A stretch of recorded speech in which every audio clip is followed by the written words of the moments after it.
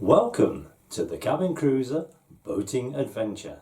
Eternal Father, strong to save those on earth bound, the restless wave, who bids the mighty ocean deep its own appointed limits keep. Oh, hear us when we cry to thee for those in peril on the sea. In this video, we investigate a family shipwreck. There's a mystery object for you to try to identify, and we go for a lovely walk along the River Derwent. But first of all, I want to think about the very first thing that I mended when I got the swamp duck way back in November 2018. The first thing that I had to make was a new top for the flagpole. The top of a flagpole is known as the truck and finial. The truck contains a bearing mechanism, and it connects the finial to the pole and prevents the flag from wrapping around the pole. When I first saw the swamp duck, I thought how dangerous it was that there was a flagpole at the back of the boat on the starboard side where you are going to get on and off the boat onto an unstable and sometimes slippy surface, and all there was a pointy, sharp object. So I thought there could be quite a gruesome accident just waiting to happen. So I had to make the decision whether to remove the flagpole completely or keep it and make a new top. So I decided to keep it, and I had to make a new truck and finial, and I'm glad that I did. For one thing, it's a great indicator of wind speed and wind direction. Having repaired it, I needed to decide what to put on it. What kind of flag would I go for? So I did my research, and I was very surprised at what I found out. Firstly, there's all sorts of terminology which is associated with the flying of flags. Technically speaking, you don't fly a flag on a boat, the boat wears a flag. So I had to decide what flag my boat would wear. There isn't a requirement for boats on the inland waterways to wear a flag, unless you are on the Norfolk Broads, which technically speaking isn't an inland waterway. However, there are certain organisations that suggest that if you want your boat to wear a flag, then there are best practices. And the wearing of a red ensign, which is the flag on my boat, at the rear of the boat is best practice. And there are some no-nos which I thought it best to avoid. Whilst the Union Jack is the national flag of the UK on land, on water it takes on a different meaning and is usually reserved for naval vessels. In a similar way, the St. George's flag is also reserved for naval use and for boats like this one. Boats that took part in the evacuation of Dunkirk during the Second World War are also allowed to wear the St. George's flag. I found this boat on the River Trent just outside Beeston.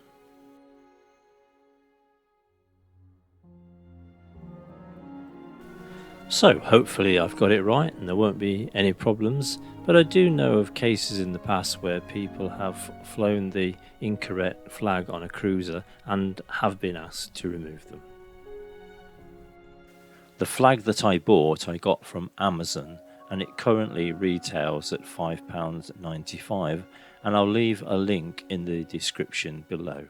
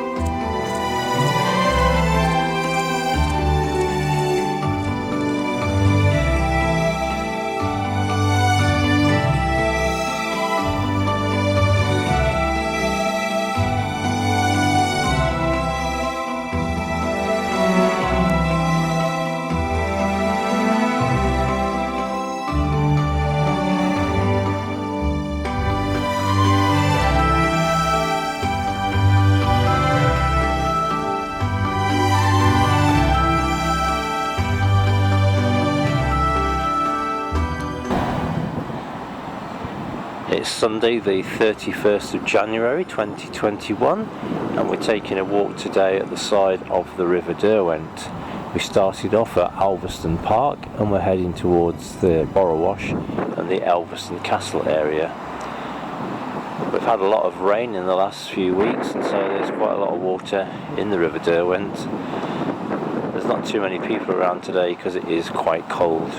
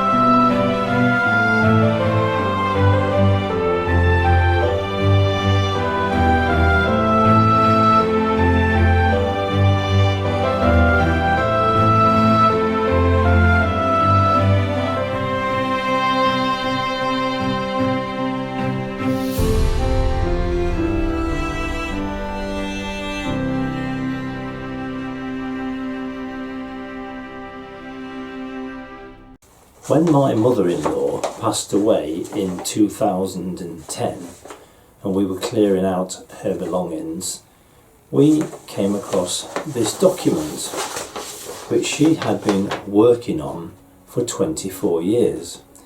It's her family tree. And this was in the days long before ancestry.co.uk. But she was a registrar of births, deaths and marriages, so I guess she knew where to look.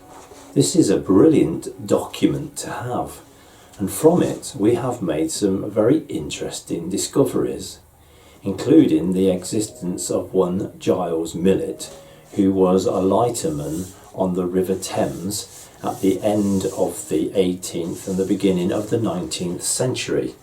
I made a video about him last year, and I'll leave a link in the description below. In that video I showed this picture of this man. This is Giles James Millet, Giles's son, and he was a saddler, and we have got in our possession the metal plates that were used to make his business cards, so we know what he did. He married Emma Jane King, and they had 6 children. The youngest child was my wife's grandfather, but it's their 3rd child, their eldest son, who this story is about. He was called Ernest James Millet, and he was born in Wokingham in 1881. On the family tree, it simply says that he was born in 1881 and then lost at sea 1904.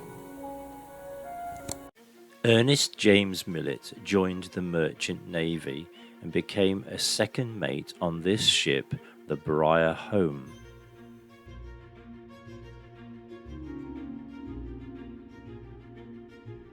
The Briar Home was an iron bark. She was built by J.L. Thompson and Sons in Sunderland.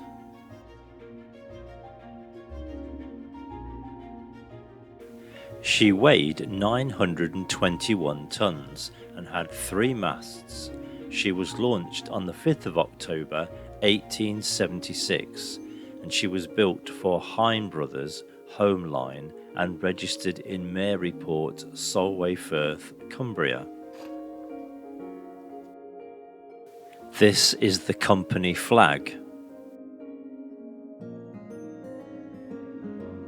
The vessel travelled to ports in Australia and New Zealand for her entire life, engaged in the wool and wheat trade. She also carried passengers to San Francisco in 1877 and probably carried troops to the Boer War. It was not uncommon for the ship to reach Tasmania in 80 days, and taking only 10 days longer to complete the return journey. On July the 21st, 1904, with Captain J.H. Rich in command, the vessel departed London for Hobart, Tasmania, but failed to arrive at her destination. On November the 5th, 1904, 102 days out of London, she ran aground in severe weather on a reef just off Elliot Cove on the southwest coast of Tasmania, north of Port Davey. The weather was thick and the vessel reefed down. Somewhere near midnight, the ship's company was startled by the vessel suddenly striking a reef close inshore on a rocky and inhospitable coast, and a loud explosion of gelignite which was in the afterhold, which was part of the general cargo she carried, followed, blowing the afterdeck up. The main and mizzen masts were lost. The watch, consisting of the mate, 4 sailors and 3 apprentices, together with the captain, who was doubtless in his cabin, probably asleep, were hurled into eternity without a moment's warning. The surviving sailors clung desperately to the wreckage, but battered by the storm, only one survived to tell the tale.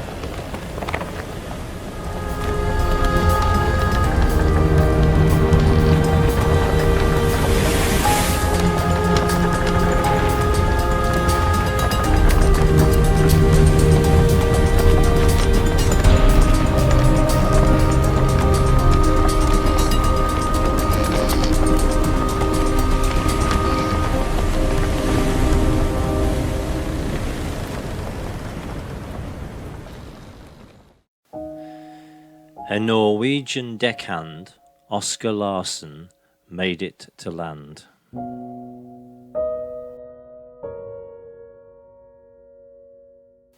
Wreckage was discovered near Port Davey in January. After finding one body and more wreckage, hope faded. But in February, a fisherman, Edward Noy of the Britannia, sighted a man ashore. Oscar Larsen, the sole survivor, had lived for 3 months on salvaged supplies.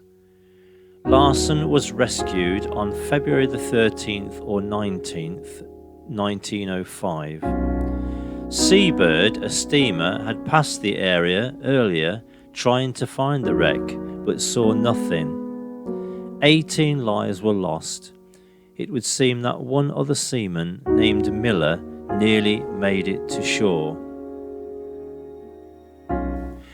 Noy took Larsen aboard Britannia and sailed the 150 miles with the Seabird steamer to a rousing reception in Hobart. This is a photograph of the 2 boats arriving at Hobart, and Larsen is standing in front of the mast. Larsen, the survivor, was one of the crew of the bark Hilda, wrecked 8 years before on the French coast when all the crew of that vessel were saved. A pigeon post service had been set up aboard the SS Seabird during its search for survivors of the Briar home. Messages from Port Davey arrived in Hobart within 31 hours, proving the value of the birds in emergencies. Its success prompted the setting up of the pigeon post by the Lighthouse Service. This plaque is sited on the Tasmanian coast near to the wreck site. In St Paul's Church, Dock Lane, London, now a nursery, there is a plaque commemorating the men who lost their lives. This is my great-uncle-in-law's only memorial.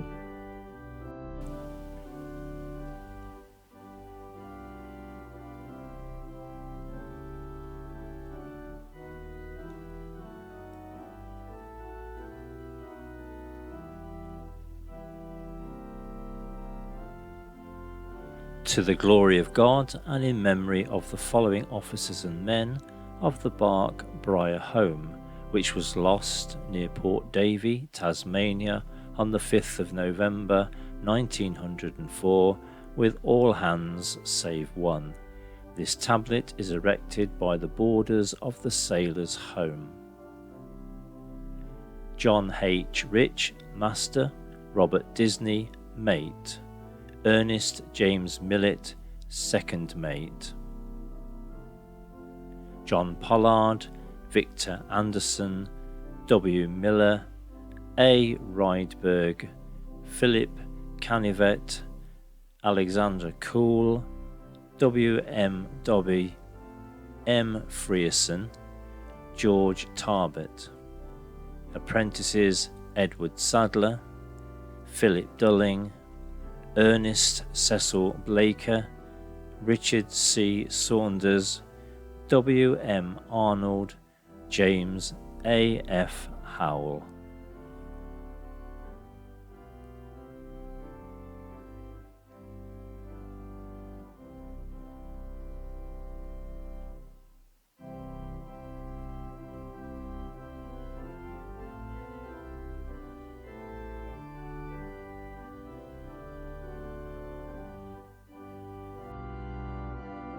The only other memorial I have come across is at St Wilfrid's Church in Bognor Regis, in memory of James Allen Freeborn Howell, born on the 24th of March 1887, formerly pupil at the Royal Naval Academy, Bognor.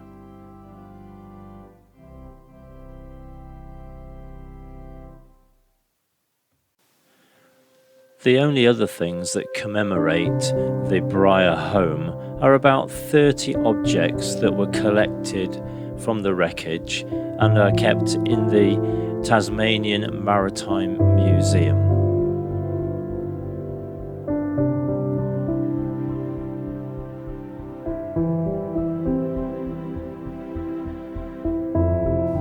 When she went down, she was carrying £40,000 of silver plate and jewellery, and presumably that is lying neatly at the bottom of the ocean.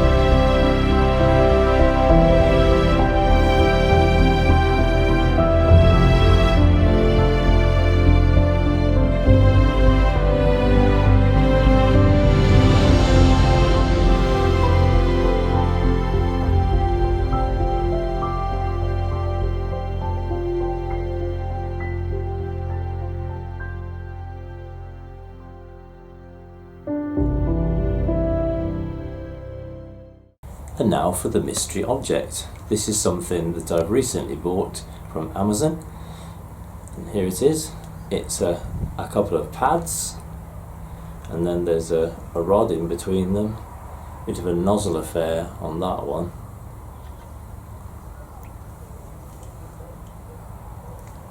So I wonder if you know what it is. So tune in next time to see if you were correct and to find out the real answer. So I hope you enjoyed that video. Please press the subscription button on the right hand side of the screen on your mobile phone or tablet, which is displayed throughout my videos. And please press the bell icon on the channel home page and you will be notified by YouTube each time I release a new video. And please feel free to share any of my videos and give a thumbs up and make any comments below, as I do enjoy reading them and will respond to each and every one of them. So thank you for watching and do take care.